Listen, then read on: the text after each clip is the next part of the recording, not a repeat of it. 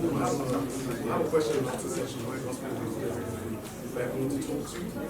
So, and also, I saw a lot of people taking pictures of the slides. I will actually be providing everyone with the slides after the event. So next, now we have our business strategy coach. His name is Abayomi Adewolu. He is the CEO of GLI, and he's right here. He's going to give you a short presentation on his business insights for the year, and then we'll move on to the question and answer session.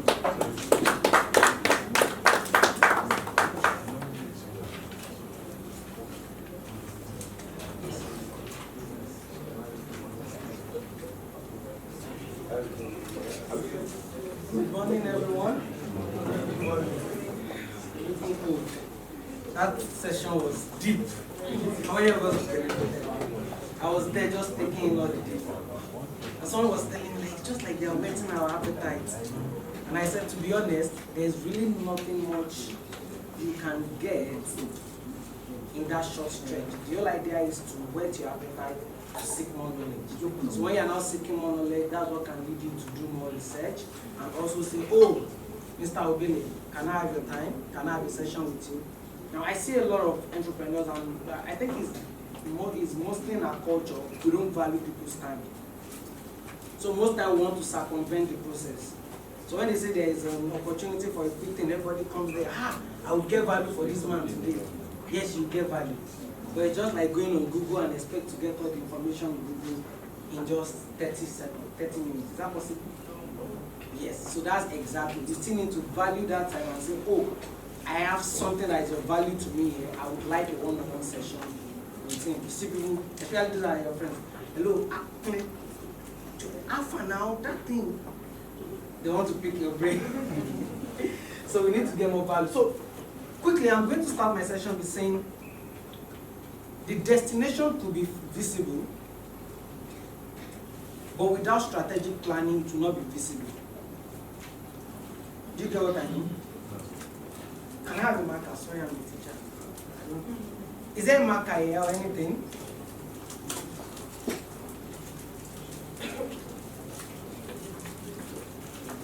Okay, they're bringing one. So what I mean by that is the destination could be visible. That's V-I-S-I-B-L-E. But without strategic planning, it will never be visible. And that is F-E-A-S-I-B-L-E. So it's a whole lot of people have idea. I was at a meeting yesterday with some tech entrepreneurs at Yaba. I was one of my senior friends. And we're in that meeting, and the man asked some of the businesses there, said, how much do you intend to make in 2020? And I'm going to ask that question with you. Just randomly. Anyone? You want to talk about it? How much do you intend to make in 2020? 200 million. 200 million. Broken into the quarters, Q1, Q2, Q3, Q4. What are you looking at? Q1, I'm looking at about 40 million. Sir? Q1, I'm looking at about 40 million. 40, Q2. Q2, about 40. So everything is spread over? No, it's going to increase. It's going to increase? Yeah, we go scaling. You're scaling? Yeah. All right. So we asked the question, and the guy said, oh, we intend to make money. Someone said, like, by how much? I said, we intend to make money. I said, this is January 29, and you don't have an idea of how much you want to make in a year. So how exactly are you going to make that money when you don't know, when it is not visible enough for you? You can't even see it. So the other time, so this is what I mean.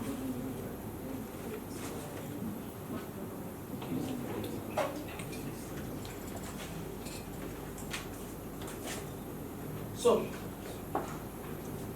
my session is basically on thriving. Basically on thriving in 2020. Your strategic roadmap, building a strategic roadmap for the year. You see, as disorganized as Nigeria is, we all agree, right? We still have a budget. So you are not too big or too small to have a budget. Because when you bring this talk about strategic planning to business owners, oh, I'm an SME, a lot of us hide under that. No, I don't have money, I'm an SME. And for women, when it gets to here, they can spend 150,000 naira a year. Oh, come on, no, I don't have money, but you can buy the latest brand of Benz. So basically, it's not about being the biggest or the smallest. Even at the family unit, you need to plan. How much are we going to spend on food items? How much are we going to spend on utilities? How much are we going to spend on education? How much are we going to spend on our children? This all has to be planned out. And essentially, that's what we'll be handling in this session. Just like the right introduced, my name is Abayemi Adeomi. I'm a business development expert, and my focus is basically on helping your business to make more money. So I was lucky to be with the Oni of Ife about 3 weeks ago. So we're introducing ourselves at the table, and he said he wanted to know what we do. So I said, I help businesses make more money and reduce the mortality rate of businesses. That's how everybody learned in the class. But essentially, like Gospel Obeli said, until we're able to transition our functionality of our business into a social or functional value, it might be very difficult for people to understand what we do. Have you ever gone somewhere and you say, what do you do? And you say, I'm doing this. I say, I am doing. What do you really do? Yeah, it's because you've not really gone to the core of what you do. When you say it, it's either going to spark something in people for you to say, either laugh or feel like, so that's what you mean. That's when you have really understood the whole essence of your business. And that's the core of the business, the value of what you are giving. And that leads us into the next slide. Please, do you have the PowerPoint? It's not open, right? So what do you see? It's going to be an interactive class. Don't worry, I have time with it. What do you see? So tell me, no, not the chorus answer. Sorry, we are not in a democracy, we are in an autocracy. So, the human anatomy. Who else? What do you see? Digestive systems. This is the third time I'm seeing you. We met like 3 times before. This one question, knowledge is insatiable. Human physiology. Human physiology. Big grammar.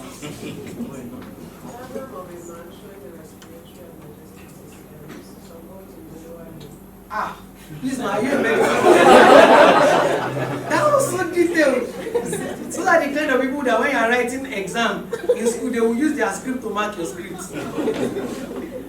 So we all agree that this human anatomy, basically. So one of the core things that I work with is I try to simplify business so that even a primary school student can understand it. Because I believe the core of our problem in the country with SME rests on 2 things. Capacity, accountability. Most SMEs are not built with the capacity to run a business or to be an entrepreneur. The glam and the gram is what, they are selling wig, which I can sell wig. Entrepreneurship takes about 5,000 naira to become a CEO. Just get a fanciful name, go to Shomolu, get somebody to print a card for you. They will not even collect money for the sign from you. 5,000 naira, you have 100 pieces of card. CEO. But there is something behind it. There is the art of the business, there's the business of the art. Do you get me? There's the fashion business, there's the business of fashion. For you to do the fashion business, you need to be a fashion designer. But for you to do the business of fashion, all you need is the understanding of business. There is the tech of business, and there is the business of tech. The people that are making the most money, have you always found out? They are the people at that level of the business of whatever art it is. Because they've understood the principle of running a business and they can replicate it in different industries. So it's not restricted. When you understand that basic principle, it works every time in so many businesses you start. So this is a way of making you understand business, and I'm going to give you the business approach to it. So that takes us to the next slide. So the business pillar for me is broken into 5 basic organs of human. And the first one is the brain. What does the brain do? Is my medical... Everything. It controls all the functions of the rest. That is very key. That's what I want to hear. It controls what? Every other function of the body. So let's run right here. So the brain is synonymous in your business to business model. So what does the business model do? This is how your business basically runs, functions, creates value and captures value. This is how it makes revenue. So if I ask you today, what is your business model? It's simple. It's not complicated. You don't have to say it in 10 sentences. Who here has a very beautiful model you want to share with us? I'm giving you free airtime. Firstbank is here. They are most likely going to put this on TV. So you want to talk about your business, but one sentence. No stories. Okay, so the business is of business. We inspect vehicle for intended vehicle buyers so as to make decision to do their decision making. Thank you. Very interesting. But for people, I was in a class last week, Saturday, and I described this. I'm sorry, it's not part of this slide, but I'm going to share it with you. Basically, is when you want to give the business model, you have to answer just 3 questions. What? Who? Why? What is it? Who is it for? Why is it valuable? Once you understand those 3 things, that is the brain of your business. Every other thing you do revolves around answering those 3 questions. See, asking questions is the most underutilized weapon for any successful people in the world. Most people that are very successful, they've learned the process of asking questions. Discover that sometimes you go and meet that your boss, like the ED or CEO, you're always afraid because he has so many questions to ask from you. And you're like, you understand. Because that is how they go to the top. Now, if you really want to scale in your business, you need to be able to answer questions. Can we all agree that when the next phone rings, I can get 10,000 naira per hour? Yes, 20. No, 10 is okay. At least we are 50 or so. Yeah. I'll go with a lot of money.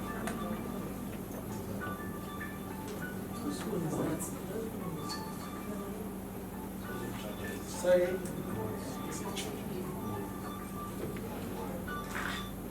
Thank you.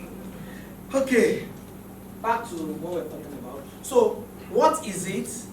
Who is it for? Why is it valuable? When you cannot answer those 3 questions, it becomes so difficult. I was going to play a video for us. I don't know whether there is sound, so I decided not to bring it up. So this was a guy being asked, what do you do? He said, I've developed a chemical isomer that does this and this. The woman said, why is it valuable? He said, because I've been developing it for the past 9 years. Then they asked him a question, okay, pretend I'm an investor. How am I supposed to make money from it? You buy it from me. How will I make money? You sell it to people that need it. How will the people that need it make money? Because it is a chemical isomer that I've been developing for 9 years. Keep on. The lady had to say, please, I have a phone ringing. He said, that's not your phone. No, don't worry, it's my phone. I need to leave. So that's how many of us approach our business. We approach our business like technical person. So I'm an engineer. When you're thinking your business just must be an engineer. You're thinking like an engineer.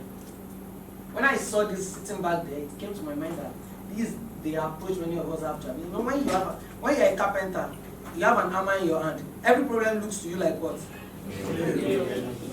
That's exactly how most of us run business. When you're in tech, especially how many of us are in tech? Raise up your hand. Wonderful people. Everybody wants to get to valuation, seed A, seed B. One of the financial houses just raised seed B round of funding. Think about $5 million. $35 million. $35 million. Everybody wants to get there. You see young boys in the university, when you talk to them, I want to be the next Uber. See, because you are a tech person does not mean necessarily you have to build and think of a tech something. Your business model could easily just come into a class full of people like this and ask all of them, what is the critical problem in your business? What is the problem that if I solve for you today, you will be happy? Do you think I will make money? Sure. Yeah? Sure. Because there is a real problem and there is a solution to it. So the way to approach your value is like a triangle. Problem, solution, target market. Understand those 3 things. And you can work it from different ways. The traditional way is to go from identification of problem, create solution, find the target market. But it's obsolete. That worked very well in the industrial age. But when we move into the digital age, into the information age, it becomes more of people now saying, creating solution. Does it solve any problem? Okay. Or they tweak it to solve a problem, then they find the target market. But the new age you are in now of data is you start from the target market. Are you with me? I'm feeling like a pastor right now. The target market is sitting and you are wondering, okay? Forget every fanciful thing you've learned about. Ideas are worth a dime. Execution is the money. So it doesn't matter whether you are the biggest tech person, you are the biggest agriculturist, you are the biggest. How can you make money? Because at the end of the day, it all comes down to making money. I'm going to show you in the next, the whole explanation of the other organs for you to understand. The target market is sitting there for you. How can you make money? So a woman was interviewed. How did you become a millionaire? An American woman. And she said by asking question and answer, by asking question from people. Said how? She said I went on Google and asked, how do you become a millionaire in 6 months? And questions pop up by selling this, by selling information product, by selling health supplement. And the health supplement caught her attention. Okay, question on Google again. Who are the people that buy health supplement the most? Women. So she now left Google. So that, notice the trend. It started from qualitative research to move to quantitative. So he said, okay, it's enough of just research. Now I know that it is women. So instead of asking Google again, let me go for my field research. So she now asked women and did a survey. Women, health supplement. Which health supplement would you readily buy? All of them said weight loss. She didn't stop there. Because then she would have been just any other weight loss on the internet. She now went on to question. If you are to lose weight today, which part of your body would you like to lose weight the most? Tummy. That was, they said tummy and hips. And that's how she now went back to now go and develop a program. She didn't even have to be a scientist. All she needed to do was pay a scientist, not knowing the value of his idea. Obviously, get the formulation, mass produce it, and don't forget, while she was doing the research, what was she gathering? Data. Because when you have answered my research, that means you are going to be more amenable to buy from me. Many of us underrate the value of taking surveys. When I tell people that taking surveys is marketing tactics, they find it funny. That should be just question. There are ways you can wire your survey to make it a tool for you to get leads. And as a business owner, every single day you must be selling. And who are you selling to? Leads. You must be moving them from leads, cold leads, warm leads, hot leads, converting them into buyers. And what does that have to do? You have to be prospecting, you have to be meeting, you have to be closing, and you have to be following up. So she got this whole essence of that, and then she became a millionaire by what? By asking questions. So we all know now today. So the next one is the art. Should you let it slide? Okay, that's all I get. I want the chorus answer now. All the I's and all the A's. So for the next phone that rings, how much should I charge?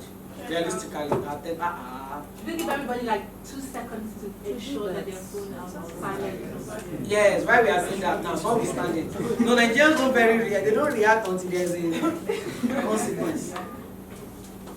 Actually, I was discussing this with someone yesterday. It's human nature anyway. It's consequence for actions. That's why a foreign man who in his country obeys the traffic lights will have a driver in the country and tell him to run the red light because there's no consequence. He knows he can get out of it. So back to what we were saying. So the next is the art, and the art of your business is what? Marketing. So your business is 50% operations of whatever you do, and the other 50% is marketing. If you are not marketing, your business is dead. Because that's the way you tell people that I have your solutions to your problem, right? Don't forget value. You created value for the target market by solving their problem, right? But how do they know you have solved their problem? Marketing comes in. So marketing is awareness. Your business isn't a business until you have created a way in which to communicate your value to your market. And you must have mapped out a strategy to acquire them and retain them. It's not enough to be chasing new customers. So I was consulting for a woman, I think it was 2018. And when we got together, the first place she told me, we are not getting customers. We are doing this, we are just not getting customers. And I laughed because most business owners, we are like this. We are looking at the inflow, but forgetting all the places where it is leaking from the back. So she's not concerned with getting customers. So by the time we went through our books, and we discovered, we did some analysis, looking at the average number of transactions a customer does with her, we discovered that she will make more money by first focusing on her existing customers to do two things. One, increase their number of transactions within a cycle, or two, their average spending with her. That is why when you go to some restaurants, some of the keynote restaurants where they sell all these emotional things, you know, where you carry your girlfriend when you want to impress her. I don't want to mention brand, but we all know, right? All those things that women like. Very sweet. That's why when you get there, they are not concerned with you just buying. They will tell you, can we have your phone number or email? Have you ever wondered why they ask for it? Yeah, entering into their marketing system. And then two things. They are monitoring you. Every time you buy, they are checking your customer spending pattern. So all they have to do, have you discovered that some days you will say, these ride-hailing services will send a bonus of discount to some people and not send to some people. You don't wonder why before. Number of transactions, customer spending, average spending value. So if they see that you are not spending enough like you should spend, why should I waste my discount on you? When I see these people on Instagram shouting, sales, 50% discount, sales. Who are you offering sales to? Sometimes you are wasting your money. Because the people that need the sales most likely are people that maybe they've not bought from you in the last 6 months. So you need to have the data to actually target them for that kind of promotions. So this is all what marketing is. That's marketing. Now we are getting into marketing. Then please don't, after today I'm begging you, if you're going to leave here, don't join the bandwagons of people who misuse the words and interchange marketers for salespeople. Marketing is a very prestigious job. Marketers are not on the street. Marketers are cerebral. Marketers design strategies. What you have outside are sales people. You even see big brands. Marketers needed. Marketers cannot be needed. You don't need many marketers. It's a strategy thing. Very few people do strategy because we are not all great thinkers. So sales people, yes, that's another level entirely. Then after the art, what does the art do? If the blood, if the art stops working, what happens to the body? The body dies. So the moment your marketing stops, that's the day your business dies. How many of you have experienced the feast and famine mode for businesses? Do you know what we mean by that? The feast and famine mode is, so next January has started. You have 100 million naira goal. You started in January. We must make this money. Go, you market, you do everything. You get in contract and job, especially when it's service based. Why you are doing that job? Because your marketing is not automated. You forget about marketing and you focus on doing the job. By the time you are done with the cycle of it, then you now have, God, you need to start fasting and prayer 40 days. Customers are not coming. As you lay your bed, you lie on it. Because your marketing is not automated, there are periods in time you focus on marketing, there are periods in time you focus on execution. So you cannot eat your cake and have it. Except it's cartoons. So, this is marketing. How many of you are thinking about marketing automation? Marketing automation simply saying, how can I consistently keep inbound customers coming? That's all. People keep on asking you about what you do, and there are a whole lot of things to do under marketing. We have the offline tactics, we have the online tactics, and everything is brought together under the strategy. Hope you know there's a difference between strategy and tactics.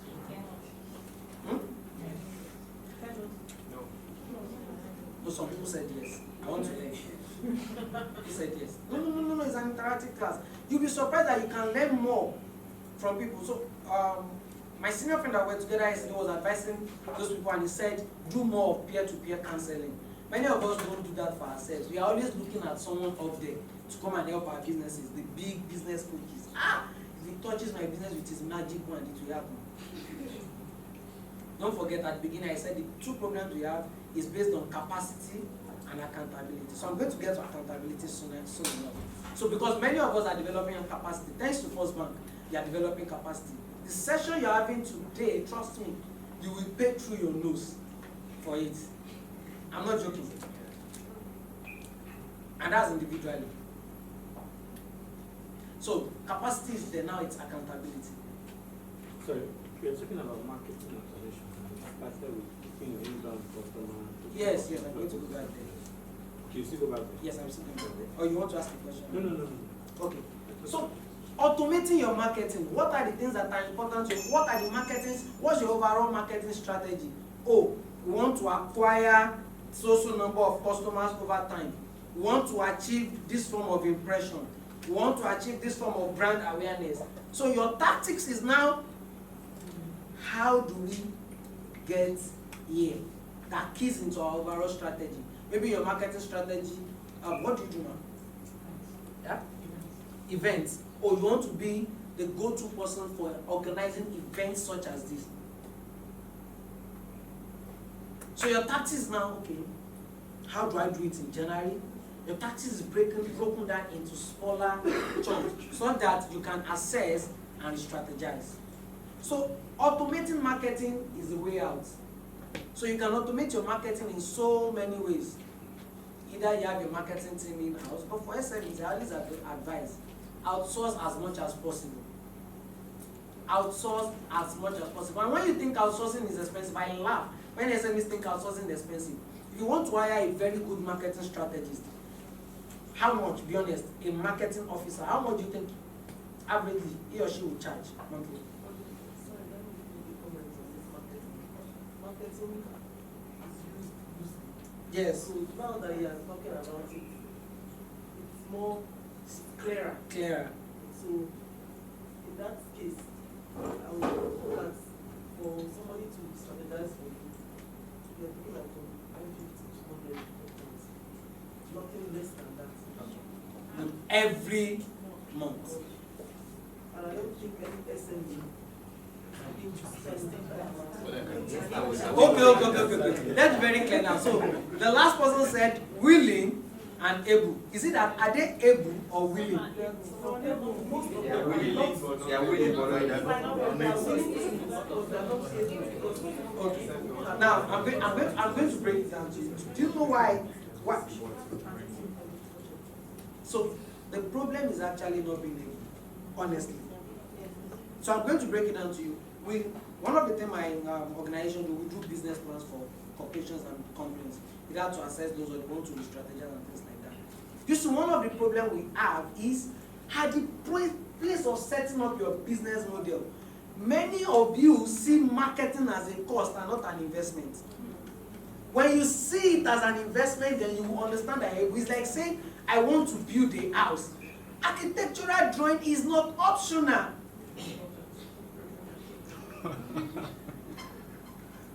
Let me frame it again for you. You want to build an house. You have money. They've told you that you don't know how much. You just have a plot of land in maybe Dolphin Estate. Who is a builder? Who is into construction here? So that I'm not saying something out of the ordinary. I've worked in the construction before. So you now approach a building company and say, just come and build house for me. The next question is, do you have a plan of the house you want?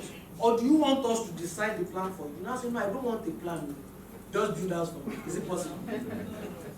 Now, that money, at the end, when you are done with the house, that paper, what will you do with it again?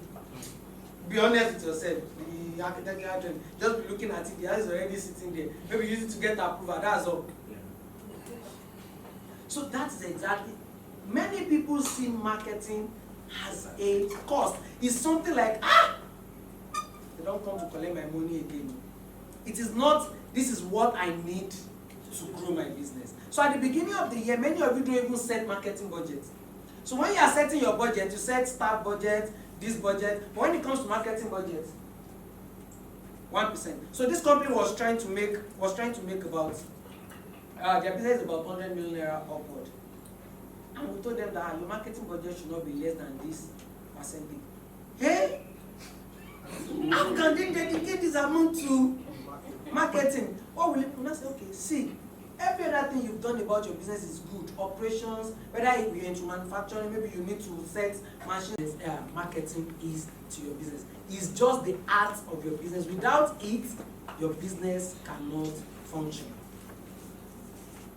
A question, can we leave it to the end of the class? I have a question. Unfortunately, right, like I said the first time I talked, marketing is used so Loosely. You know I've said it before too. People are, I want to engage in marketing, for instance. What do I have in my mind is different from what you're talking about. So now, moving forward, I look for a marketer with this purpose in mind. Okay, now I get what she's saying, and that's true. We've seen companies that have approached us. So we had a company that approached us in 2017. They said they are coming into Nigeria. He is a Nigerian, this like this, and they've read about us online. They checked us out. They saw that we're into marketing solutions. So what? Okay, how we do that? So while we're going with our discussion, the next thing we discovered was, so how many customers can you bring in for me every month? I said, sir, we are not a sales company or an activation company. And how many marketers can you get for me on the street? Sir, that is not marketers. Here now you are talking of sales people. You can have that outsourced for sales company to develop a sales team for you. Marketing is way different. Marketing comes from the area of how do people even know us. So that when the salesperson is going to talk to, what's the name, man? Sorry, my business name. No, your name. Okoye. Mrs. Okoye. Ms. Okoye would have, oh, I think I've seen that brand somewhere before. Oh, I think I've heard of you before. That is the only sense of marketing. It makes the life of the salesperson easier. So they can get more conversion. So if they have to talk to 10 people to get one person before, if your marketing is good enough, they should be able to increase their conversion rate. Because more people would have either come across you before or heard of you before. Have you heard about intentional referral program? That's one of what marketing does. You are not waiting for customers to refer you. You have a marketing program where your referral is, there's a plan for your referral. That's when you buy things from all these countries, all these foreign companies. They have affiliate marketing program. It's inbuilt into their system. So next is your blood. Your heart is good, your brain is good, but you need the blood to flow through your system to carry all the nutrients from the heart to it. So your blood is your finance. Cash flow is king. Any business you're doing, the next question is, show me the money. Show me the money. If your business becomes cash trapped at any point in time, that is the end of that business. That is when, no matter how fanciful your business model is, no matter how good looking it is, you know some people build business for them because they build their business model to be sexy. They build it to be attractive. So I met a young man. He came with his father from US. The father and 3 siblings, all guys. They came back to Nigeria. They were born over there. The father grew up from Nigeria. He's from the East. So they came into the country. I met him 2 weeks ago, and his story inspired me. So when they came into the country, they traveled to 30 states. Out of the 30 states in the country, what were they doing? Field research. They did not even have the idea of the business they wanted to run. They were looking for opportunities until they nailed it down into palm oil processing. So they developed a foreign technology for palm oil processing, brought it into the country. They understood the market because they've been to the market, cut away middlemen. They were directly relating with the market people, and the business is worth over $100 million today in less than 2 years. So, and we're discussing about how important cash flow is, how they had to make so many decisions at different times. Not because it was good looking, because if they wanted to do a very good looking business coming into the country, there are so many things. Let's go into tech, Yes, they deployed tech, but they deployed it in solving a problem in agriculture. Now, with the social investment part of it, empowering women. So your business model must such that you must understand where the money is coming to your business and where you are spending it out. What are your cost structures? What are your revenue streams? Here, I do ask business that when they ask you to create multiple streams of income, nobody's asking you to start wig, natural cream, fashion design, makeup, everything, because it's very easy to create an account on Instagram. Nobody's asking you to do that. Essentially, when we ask you to create multiple streams of income, what we're asking you to do is look into your business model. What are the opportunities for you to make money? There are more than one way to make money in your business. Check it. There cannot be a business that, see, any business that has one way of making money, you're going to experience problem at every recession. You either get out of business because customers' attitude and preferences keeps changing over time. So you cannot rely on just one source of revenue for your business. So you have to create multiple streams in your business. And the next one is the arteries and veins. So what carries the blood to other parts of the body? The arteries and the veins. One carries it out, one brings it back to the heart. So that is your process and systems. Your business is not a business until you have your process and system in place. Because then, if you don't have it in place, you will be working for your business and not on your business. That's when you'll be in the circle of, can never take 3 months vacation. I've had business owners that were practically crying. They were making money. But they are saying that they cannot step away from their business for one day and not be scared that your business is going to crumble. And they weren't taking vacation in the last 5 years. They told them that business was supposed to be easier. That was how they left their high paying job and they are making the money. But they cannot leave the business. How many of us are in that shoe? The business is making money, but you find it difficult to just leave or to even step away. You are missing it at the point of your process and system. Because this is what laid down the guide rules for everything in your business. Your production, your staff management, your cash flow management, everything is managed at the place of systems and processes. Quickly. And the last one is your arms. What does your arms do for you? Your arms and your legs. What do they do for you? They work for you. They help you do things that your brain wants you to do. So your business model is fantastic. Your marketing is excellent. Your finance, they are sending to my mind. Your process and system, infallible. Then you go to the people part and you meet. We ran a survey and we discovered that staff issue or people issue is one of the 3 biggest issues for entrepreneurs in Nigeria. Can we confirm that in this room? Yeah. We have bad employees in Nigeria. We have bad. It's difficult to manage them. You cannot trust them. They are out to scatter your life. You see, pardon my language. A woman was practically cursing. I said, "Man, why are you cursing me?" She said, "If you don't curse them like that, they will not. Their brain will not come up." And it's after cursing them early in the morning. You say, because that's so to the extreme. But we also have our own. We have our own anomalies. So managing your people, see, the biggest skill every entrepreneur needs to have for you to successfully run in Nigeria. I don't know of anywhere in the world because I've never been to their systems. I would have traveled there for just vacation, but I've not been in their business systems. I hope to be there one day. 2 things: relationship and sales skills. In fact, your sales skills falls under your relationship skills. See, that number 1 alone is it, relationship. Relationship is what will make the door open to you.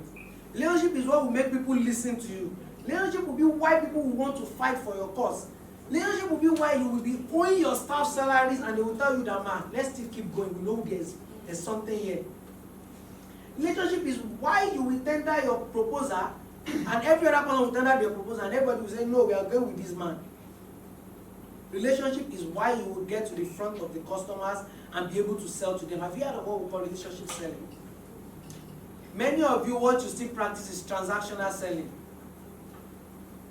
Many of you, if you walk on the street and somebody wants to hand the flyer, how many of you will collect it?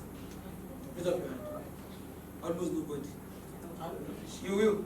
Just random people come up to you and give you flyer. Nothing. You are one of the few people. You will collect it. One of the few people. Please, hold on, no, please. It's a reciprocal thing. If you are in that business making 20,000 flyers, you wonder how to sponge your flyers when you give them. So if you have that same attitude, it's a two-way issue. Okay, so our decision is based on emotion. You realize it? Yeah. For many of us, we would actually crumple it and train. So, Even if you take it, I end up reading it. I read them. No, I understand that. Because she gives it out. You don't even collect it. I'm going to explain. Hello? Huh? It works. I would not know until I get It works. I don't know. You are Some telling of us me. are into the business that sometimes we just have. Yes, it works. Because some people will call you and say, oh, I got your flyer. I'm not arguing that it does not work, ma'am. But I'm saying that I will not be able to say with all assurance that it does until I do a proper independent analysis of your business that is not emotionally attached to you. No, it's so you. You're not getting it. No, what I agree with you that it works for you. I agree. But I'm saying that I would not agree with you based on my own profession. It's like telling a doctor and saying, I know that what I have wrong with me. They will tell you, yes, I know, but let me run. Yes. So the same way, I'm a business doctor, and I don't mean presumptions. Okay, sir. Now I was gonna put a fun side. People say they'll pick up flyers. When there are stories in Nigeria about people disappearing. I'm telling you, you're very right. Okay. Part of the body disappears or Okay, so basically, good enough. I can see that we've relieved our stress. I like the class, it's interactive. So essentially where I'm going with that is, we all hate being sold to. Check it out. Every time someone is trying to sell to you and you know that their end result is trying to sell to you, you tune off. You might be hearing them, but you are not listening. Because what? We all hate transactional selling. Everybody has moved away from it. See, the old ABC of sales is always be closing. But in the new ABC of selling, it is attunement, buoyancy, clarity. In the old ABC of sales, always be closing. So your superior is on your neck every time, be closing. We don't care, be selling. Results, get it done, always be closing. But the new crop of salespeople, which is not because sales wanted to evolve, because customers have evolved. Now in that age, it is easier because the salesman has all the information at his beck and call. Because for you to get information about the product, you have to go to papers. Item papers. But in this age, while you are talking to me, I'm going on. How many have experienced it? You are trying to sell to someone, and while he's not talking to you, he's researching it on Google. Yeah. And then he just tells you, you don't have a website. Exactly. People are researching you. People are researching the product. So now you don't need to come and tell me and lie to me and bamboozle me. Then that's why people hated salespeople. Sales job was one of the least trusted job all over the world because they are liars. But now you can't sell by lying. So everybody hates transactional selling. So do you know what people now sell with right now? Relationship selling. So when I want to sell to you, rather than me talking, the next thing is, tell me about your business. The moment you are telling me about your business, I'm already seeing areas where there's an overlap between my value and what the problem you have. And when you see that I genuinely am concerned about your problem, what happened? I've seen business owners that approach us and they tell us, oh, we want to do business plans, we want to do market research, and then the next thing, please, research your business plan right now. And I say, no, we are not a business plan writing company. We don't write business plan because nobody can write business plan. We're a business planning company. We help you to plan. If what you need involves business plan, we'll get there. But it's a function of what we are doing, planning. It's a continuous process. See, most times when I tell this to consumers, to most of our clients, they say, like, I've never seen it like that before. Man, I've just been seeing like just do paper and you give it. When we do that paper for you, how are you going to implement it? That's the question that has disarmed every objection I've ever had for anybody speaking to me. If we develop the plan for you today, what's your plan for execution? The moment you hear that, then they will calm down. Then we can now go back into the functionality of our program. We do this and this and this for you, which ultimately brings us back to the question I asked before time: how are you going to execute? So this is how we come in. Relationship selling. So back to talking about your arms.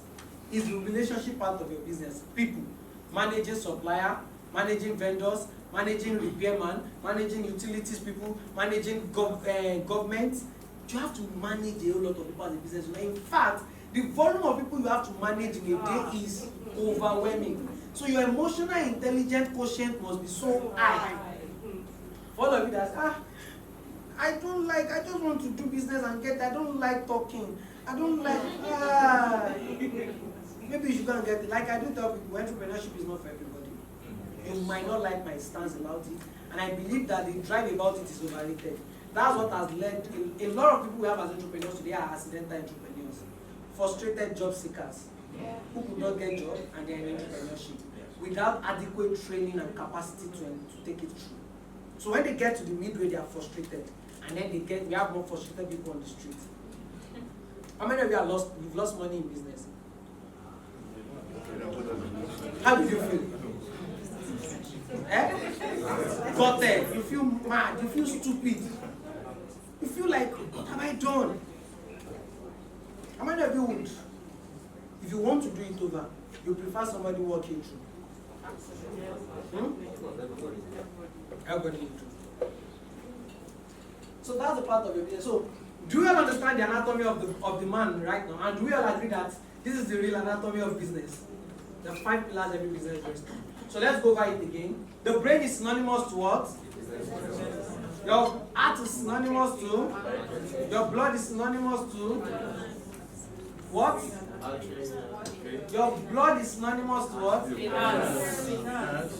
Your arteries and veins is synonymous to? And the arms are synonymous to what? Give yourself a round of applause. So basically, a business model, like I said before, so I quickly want to take the part of business model for you that have been thinking, how do I do a business model? It's complicated. There's a tool you can use, and I will share it with you briefly over the next 5 minutes. I won't dwell on it. Go and read up on it. A business model describes how an idea will create value, and there's a tool we use for it that can help you to understand your business in one sheet. You must have come across it before. It's called Business Model Canvas. And basically, it's 9 parts, and we have it as a value proposition, customer segment, customer relationship, channels, key partners, key activities, key resources, cost structure, and revenue streams. Those are the 9 parts of a business model. See, when you do this for your business and you have it on a cardboard, it should be on the cardboard of the wall of your office, constantly tweaking, because this changes every now and then. Let me break it down how it changes for you. You have your value proposition. I'm taking it from the basic because I noticed that so many of your businesses are not structured. So I'm going to use an example of a business that maybe is totally not structured. So you don't have an office, you run your business from your house, you are running it on Instagram, and maybe you sell wigs.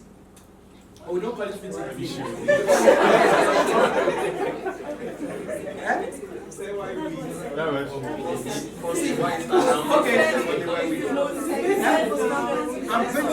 to say, hello. Every year there is a trend. 2015, 2014, 2015, everybody wanted to be a fashion designer. 15, 16, everybody wanted to go into importing and exporting. Every 7 figure at your home, import and export. 2016, 17 came the advent of makeup. Everybody is a makeup artist. Or they are bringing makeup from China, private labeling rules through the sky. Then 2019 was the era of hair extension, especially when someone said, I build house from air extension. Everybody's not importing air extension. You don't understand. See, to you, it might look like maybe, he's just saying it out. The number of DMs I get daily, I don't have many followers on Instagram, but the number of DMs I get daily on those kind of businesses is much, and that's why I'm happy on it. And even Firstbank wanted us to be very direct with businesses that are at the most minimal level. Because remember the first thing I said, it's a principle. If it works at the basic level, it will work at the top level. So just take whatever I'm doing as an example. Go back, I still will not do it for you. The maximum amount of what you can gain from this class, out of 100%, from what I'm saying, you get about 10 to 20%. From what the thing you are saying about 30%, and how I'm saying it, maybe about 50%. But you know in the next 1 hour, 70% of what you learned from me will become after the class. Why? Because our brain has a certain limit.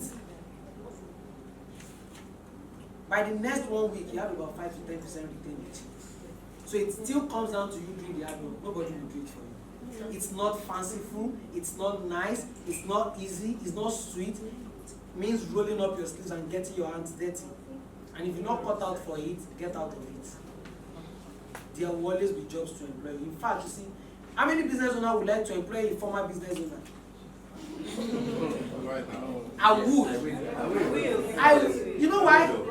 There is this ownership mentality they bring to business. There is this pain, there is this anger. When they see a customer go, you see the like, no, man, please. They are the kind of people that will be begging a customer not to leave. Because they know what it takes for your business to thrive. So if you know that it's not going, you can't do all the hard work. Don't subject your family to stress. Get a good paying job. So value proposition, back to our example. So you sell wigs. How many of you are okay? Wide range of people are using wigs now. So when you get to customer segment, a very good example is you cannot match all your consumers as women that use wigs. It's wrong. That's a blanket statement. Now you need to break it down into segments. Now, the first segment you look at. Now, understanding the segment helps your marketing. Do you know that the core problem and pain point for a lady between 18 and 25 that is using a wig is way different from the pain point of a woman in her 30s who has a kid and a husband. So when you are selling to customer segment of 18 to 25, the pain point will be beautiful without azus. Be beautiful without stress. Be smart without, you get? They want to look, what's the word? Pain, fly, slay, you know, all those odd, you get? But for a woman in her 30s with kids and husband, the reason why she uses wigs is because she does not have time. So what you are selling to her is convenience. Why what you are selling to 18 to 25 is the lifestyle, it's aspirational, it's glamour. And the way you approach both is going to be way different. Your marketing message is different. Your communication style is different. You want to communicate with a woman, a lady in 18 to 25, you have to be funky. You have to be aware of the trends. You have to eat her like say, oh, NBG now. Not many of us are. Many people are above 25. But if you want to talk to a woman of 25, those might not work on her. Yes, it can work on a few people. There are always exceptions. But for a large percentage of time, you have to show me how, without stressing myself, I can just put it on and the styling is there, everything is there, and I'm okay, go to work, and I can save it. Again, you must show me that it's cost saving. Because now I have a family. No boyfriend is giving me money again. If I spend my husband's money and our money, anyhow, is our money together. We'll suffer it together. So she has a limited budget to spend on things that cannot last over a long period. So she can afford to probably buy a 150,000 naira wig, but she's sure that it will last over the next 1 year. we have that segment. We have that segment in the room. So, do you understand what customer segment means? Yes. Bring it down to business. Who has a service business here? I'm going to use an example of that. Events. What kind of event do you do? Weddings, basically. 80% weddings, 20% social. Okay. So you have your value proposition, you want to do wedding for people, let's just pick on the wedding. Then you have your customer segment. You know, they are the people that they don't have the money. So most likely here, what you'll be looking to segment here will not be based on, see the first one, we did classification based on demography, age, income bracket. But here, you'll be more concentrated on finance. That's disposable income. And who is financing the wedding. So you break your customer down into segments. Averagely in Nigeria, any under 25 young man that is doing a wedding in Nigeria, most likely, I'm not saying in all scenario, is being sponsored by the parents. Yes. That's the reality of the country. Right? Most men in their early 30s, they know what they want. They don't have time to go and sit down with details. The wife is going to be in charge of the planning. The one of the under 25, their parents will be in charge of the planning, especially the mother of the groom. The wife's voice will hardly be heard. Both of them are kids. So that helps you understand your customer segment. So if you are approaching each of them, you understand what works for them. Is it the woman that wants to marry off her son, that has the money? Or the man who is already 30, 32, just does not want stress, just give me the whole budget and do everything. That's the way of breaking down your customer. There are so many ways to break down your customer segment. We have demographic, we have lifestyle, we have a lot of it. So one of my senior friends, I have a lot of senior friends. Because I'm a very small boy, young boy. So I have a lot of people that are older than me, so that I can gather wisdom, so that I can talk to people that are older than me. Was consulting for a company that sells a generator, very expensive. So if the big popular one goes for 5 million naira, that one goes for about 7.5 million naira, but it has computer, everything on it. If it has fault, you don't need to call anybody. It will diagnose itself and shows you where the fault is coming from. Now the problem is they made a mistake. They already imported it before finding a target market. So they pushed salespeople on the street and they were not selling. So he sat down with the owner and called the sales team together and said, sit down, this kind of generator, who can afford it? And discovered that people that have 10 million naira disposable income. When I mean disposable income, that's people that can play with 10 million naira and be okay. People that can gamble with 10 million naira and say bye-bye. Those are the kind of customers that will readily buy it. So the next question is, where are they clustered? Those kind of people, where would you find them? You cannot pick them. Hello? You need to probably meet these people in a cluster. Give yourself a round of applause. So what he did was he rented a small space to just display one of those generators for 1 month. I think it was 2 million naira or so, at the front of the Kogi Road. Now, the first customer that would buy was a northern elite man in his early 50s, just coming out and saw the generator. Bro, he asked the generator at all. The generator is not instrument. But he just saw it and he just wanted to buy it. And then he had the price and he wrote the check right on the spot and gave it to him. Before the end of the 2 weeks, they sold 5 of that generator at that spot. Do you understand the importance of customer segmentation? Yeah.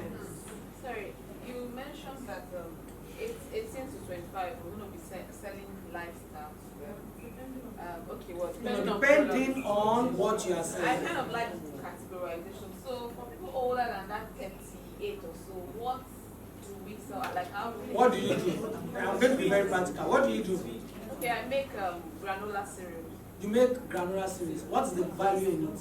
Well, it's healthy. It's free from all forms of sugar and preservatives. So The healthy food. That's the functional benefit. What's the actual value you are selling?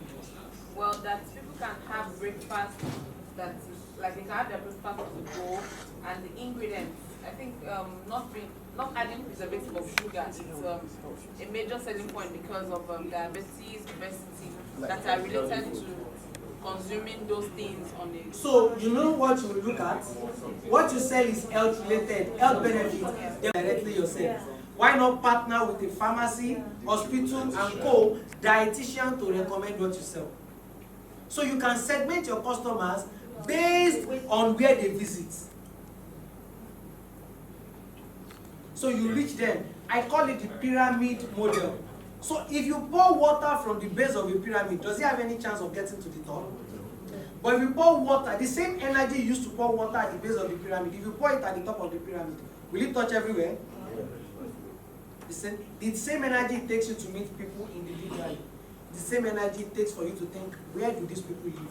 Who can I reach that can help me to reach them? A typical example is when you go to the hospitals, they give a form to go to certain diagnostic centers to do that. So they already have a relationship. You will never see diagnostic center advertising because they don't need you directly. They just need partnership where there is a very good traffic and there is an assured customers coming. Let me tell you, see, this is not new. Every business reinvent themselves. So, over the past 5 years that we've existed personally, we've basically been very intentional on referral. We hardly run adverts, we don't do anything.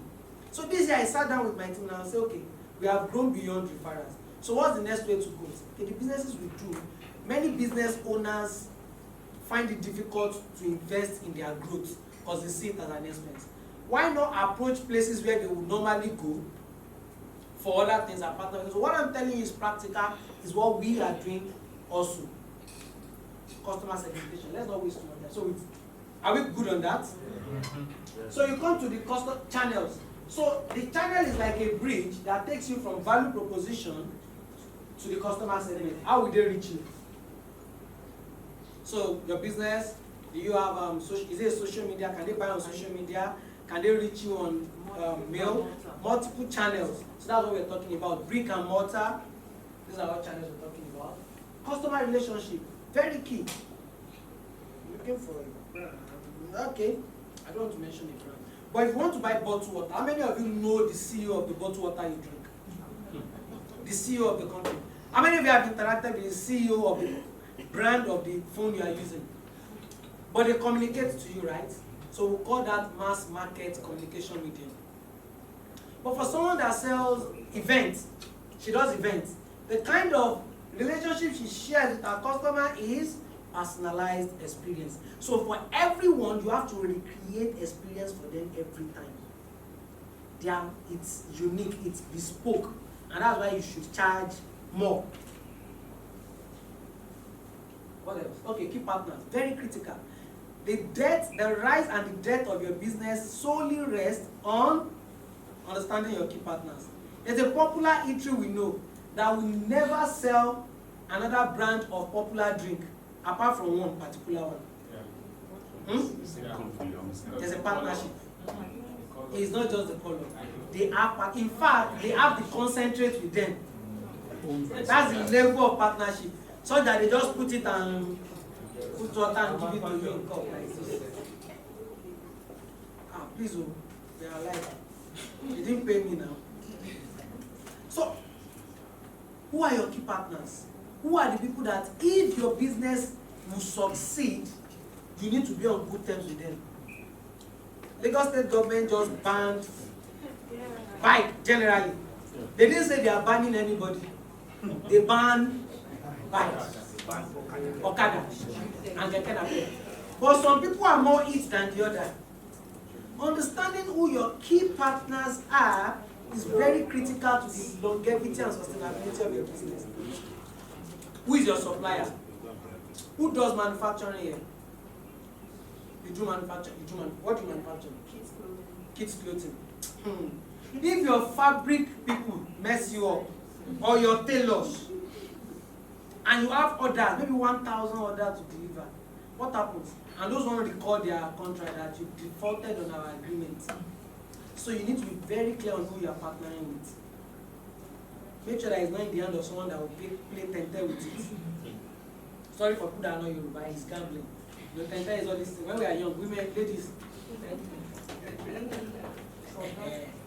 So don't make sure that your partners are people that, in fact, find a way of creating partnership with them that is written and well spelled out. That's why most of you are, no, I don't know. Granola, you have people that are supplying you granola. Have a quantity that they must bring every particular day. Like if you mess up on this day, this is a penalty. You need to be clear. Because these people can mess, especially if you are dealing with semi-literate markets or illiterate markets. You are in for it. Go and ask people that have to do with logistics company. It's headache, mad house. Key activities. You need to engage in activities that are profitable to your business. So I know a lady who won a grant, and in getting the grant, please, is there anything wrong in all these things she has done? She's a fashion house. She got money. She rented an apartment for fashion house, bought equipment, and bought materials to sew, a ready-to-wear company. Is there anything wrong in what she has done? No. Right. You are all wrong. Because your business has key activities that are instrumental to your growth. We call it growth levers. And it differs from every business to each other. These are areas of minimum input, maximum output. Places that where you spend the least money will give you the highest results. And most time, it always follows the Pareto principle, 80-20. 20% of what you do giving you 80% of the result. Your work is to find out that 20%. So now when we sat down, it was after she finished and blasted the money she got to me anyway. And we sat down, we did an audit of it. And we discovered that, one, getting the office was a wrong move. She didn't need an office in the first place. She is ready to wear. She only needs to be in her house or get a better house that has a workshop and expand it there. One. Two, she didn't need to buy very large stock. She only needs to buy just few, do a very good line collection with it, snap it, and start pushing it with a lot of digital marketing. Two, second channel. You also mass produce. You want to mass produce for the market. The guys in Yaba that will sell, they know where they get their product cheaper than you. So she produced and took it, and they told her that cost price cannot work for us. So the best approach would have been to go to them. Where do you get your product from? Abba, okay. How much do you get it from? 900 naira. I will do it for you 800 naira. Then go back to our drawing board and see how to achieve 800 naira for them at their price. No label, no, a label will not be on it. But she will get enough cash flow to fund a label. Are you clear? Yes, of course. Do you see why it is important that getting money is not the ultimate? When businesses tell me that they need money, I ask them, what do you need money for? And when we drill deeper in 5 minutes, their surface level knowledge is exposed. Because you really don't know as much about your business as you think you know. Where you should spend money on is very important than where the money is going to come from. When you understand where you should spend money from, you will see where the money is coming from. So that's where key activities is clear. Your key activities as a fashion designer is sewing and selling, especially ready to wear. Any other thing is paparazzi, getting a shop. Can't you operate from your father's house? Who cares? Please, the brand you are putting on site, do you even know was it bespoke? It's bespoke, you know. Who is wearing a ready to wear here that you just bought? You bought. Do you know where they made it from? Do you care? All you wanted is something that fit your pricing. Can you see? So bring that down into your business, domesticate it. What are the key activities that are necessary? Forget all the fancifulness. Oh, find office, AC, and drawing board, this, they are all going to run you into working capital that will overhead that will kill your business. What is critical to the growth of your business? What is critical? Like the word critical on the mind. Key resources. Understanding your key resources helps you to be able to play around with planning and budgeting. So, what are the key resources? I want to use a business example here. It's going to be I want to be as practical as possible. Huh? You own a bakery. You run a bakery. Is there bread here? If you are done, should I give you deliver bread to me? I'm shooting my shot. So you run a bakery. What are the key resources a bakery needs? Key resources. No, it's not an exam. Don't worry, there's no wrong or right. Okay, we need raw materials, we need equipment. Good, clap for yourself. Do you know that what she just described is 50% of our key resources? For any company that is into manufacturing, 50% of your most important resources in distribution channel. If I want to kill off a competitor right now, and I'm organizing a setup of a manufacturing company, the first thing I will do is investigate his distribution channel. And I will latch onto it and give his distributors things that will chase him out of the market. Sorry, business is not fun. There's no Christianity in it. There's no Muslim in it. There's no Babalawo in it. It's business. So I'm just telling you. Let me give you a very practical example without mentioning brand. I hope you get it. There was this brand of cola drink that came out first to challenge the existing brand. Hold on, I'm going somewhere. Now, they got into the market, and they really took the market by storm. Everybody bought it. But with under 1 year, they started to fizzle out. Now then another brand came up. But that brand, if you notice them, you've noticed that they are a big competition to the existing brand today. Now let me tell you why it was a success.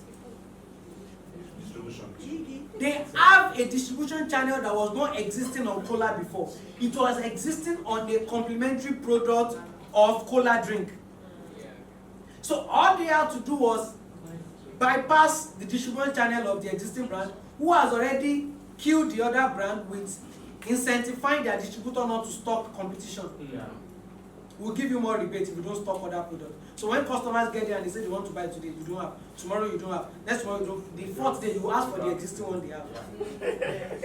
So these people didn't go through their distribution channel. So the guys on the street already selling their own snack, packaged snack, they went through the distribution channel and said, sell both of it together. And that's why you always find them at every junction. You see that they are even outbeating the established brand in selling on the street. Because their distribution channel is existing on ground. See, those companies, multinationals, do not play with their distribution channels. They have what we call relationship officers in the company that manages big distributor, whatever you need. Okay, I was discussing with one of their relationship managers and he said they even gave them the fridge they've given to them now, the chiller, is free. But now it has an automatic counter. That if you are not stocking, if you are not stocking, if you are not opening the fridge, they will call you and tell you that why are you not opening?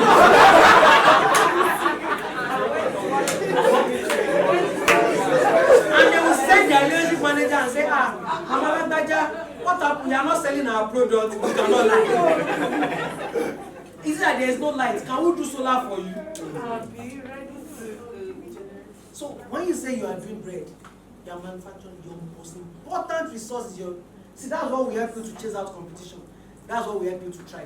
That's the way you can make bread in My 2, and they are eating the bread in Aja, they are eating the bread in Ojotubega.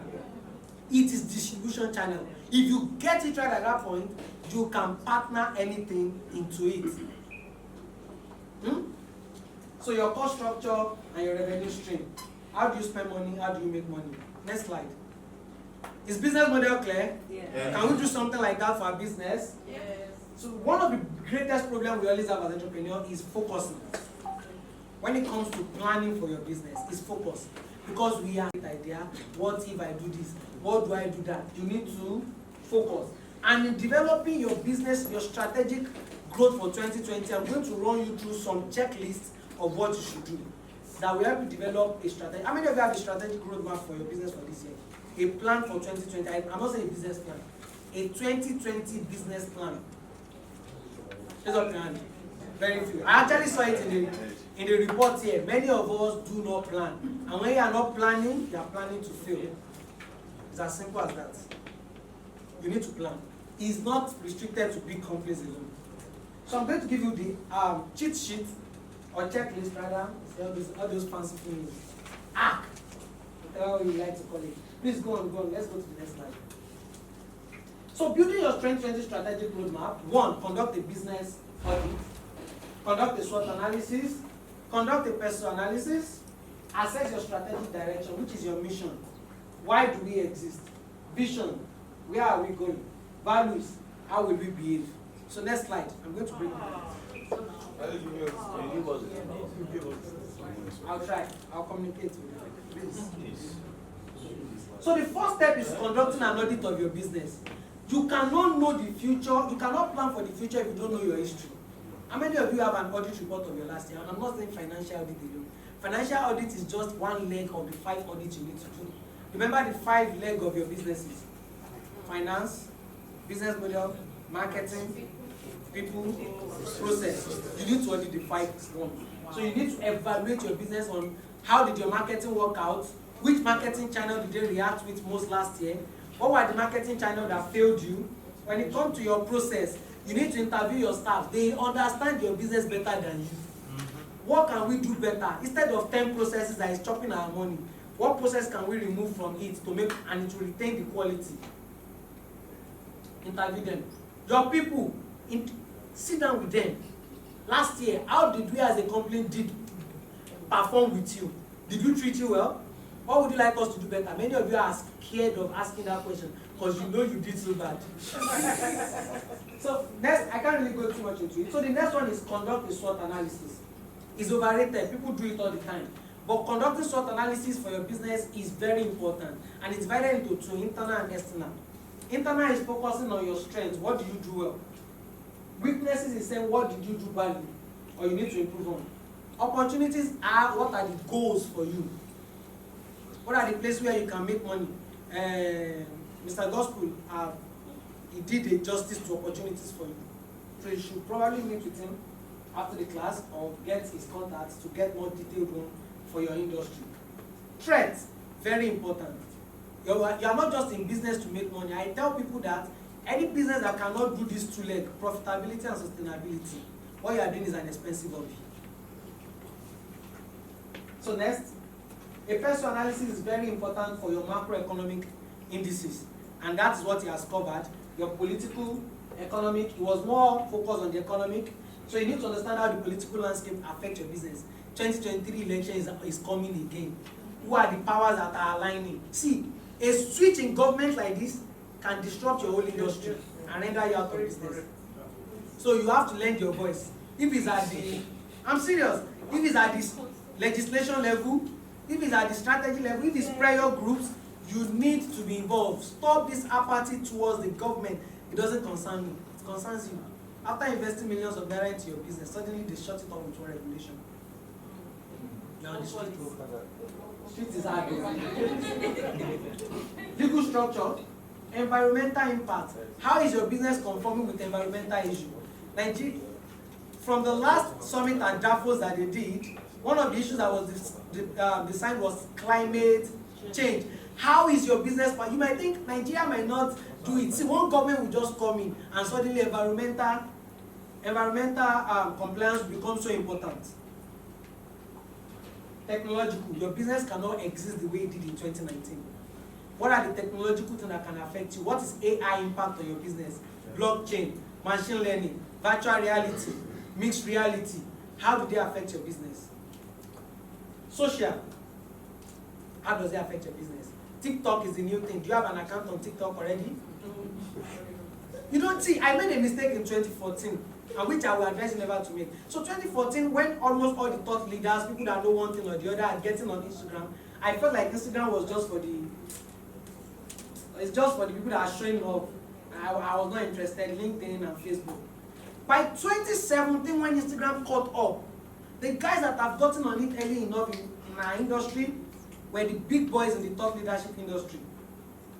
So it's not about whether they are the best or they know it better. It's about taking opportunity early on.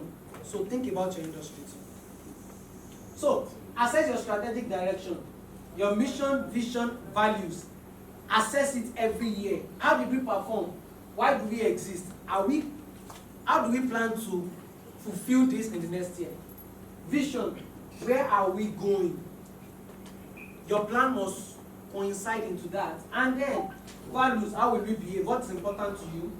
Competitive advantage, how will we win? So next. So this is the roadmap development framework that was developed by my team, and we use this to develop strategic plan for companies, and it works for you whether you are SME, single man business, growth multinational. This roadmap development will work for you. You can take the picture and work on it. So I'm going to run through it. How many minutes do I have left? 5 minutes. Okay, it's okay, I'll be done. Okay, so let's go to the next slide. Are you done with this? Okay, please take the picture quickly so we can go to the next slide. I would like to quickly ask, like, how big companies have a team of people to sit with them. If you are the only team, sit down with yourself and plan. If the person you have is semi-literate, call him into the meeting. Don't assume he doesn't know anything about your business. Break it down in the most simple form to them. We want to plan for 2020. This day that we are coming to the office is for planning. For if they don't understand English, break it down in English, in Yoruba or Igbo or Hausa to them. The way they will understand your business. They have things upstairs. See, intelligence is not restricted to books. Yeah. So under the financial growth and results, we have 4 broad goals you set goal on. The first one is your revenue growth. So you see why it's important to audit. Revenue growth. How can you set a goal for revenue growth if you don't understand what you made last year? So revenue growth, we want to make this percentage of money this year. Then the number 2 goal is profitability improvement. It's not enough to make more money. Are you making more profit? So you can make 10 million naira last year and 15 million naira this year and still your profit is on 4 million naira. Because maybe in order to grow your revenue, you engage in marketing tactics that are too expensive. Yeah. One, your cost of customer acquisition is too high, CAC. Your customer acquisition cost went through the roof, and then the cost it takes to manage a customer also goes up. So it's eating up all the money you are making from them. Your profitability, partnership, you cannot do it alone. 2020 is the year of partnership. Even this decade, every company is buying one company or the other in every industry. Look for the company you can partner with. You see, a very good example. This program was brought into existence by what? In connection with that's an example of a partnership. If Firstbank, as big as they are, could partner to execute something, who are you not to partner? So the next one is organizational investment. You can't keep on driving your car without servicing it. You can't use your generator without servicing it. Your business is making you money. What will you invest into your business in the new year? The next one is customer growth and impact. Objective 2. What's your goal on customer acquisition? How many customers do you need to reach your revenue growth? Customer retention. How many of your customers last year should you retain? And what's your retention go for this year? 70%, 50%, 60%, 10%, 5%, 1%. Community impact and contribution. You cannot exist alone again.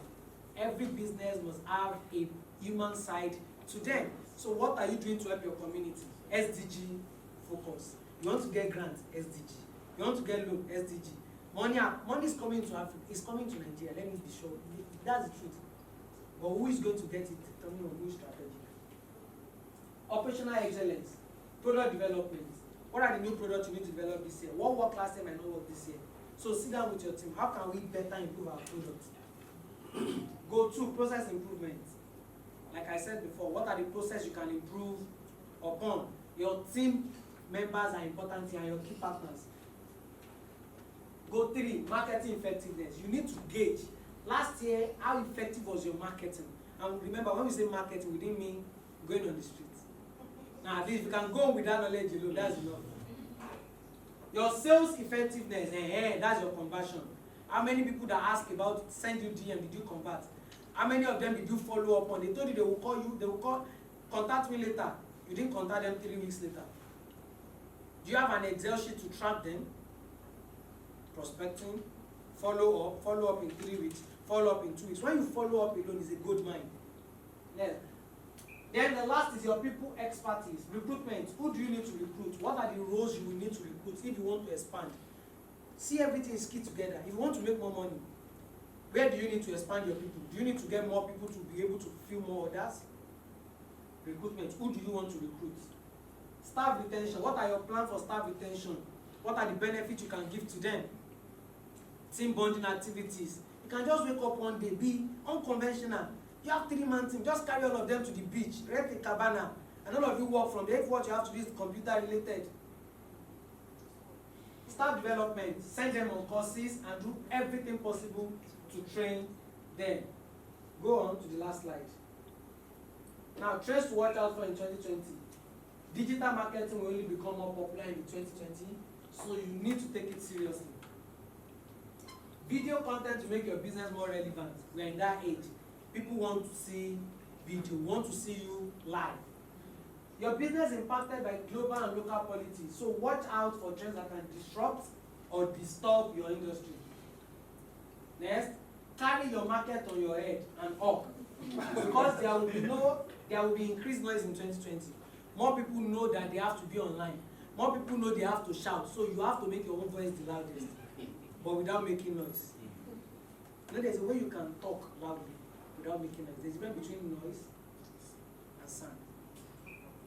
Network with people by seeking opportunities to exchange value. This is a gold mine right now. See opportunity to network.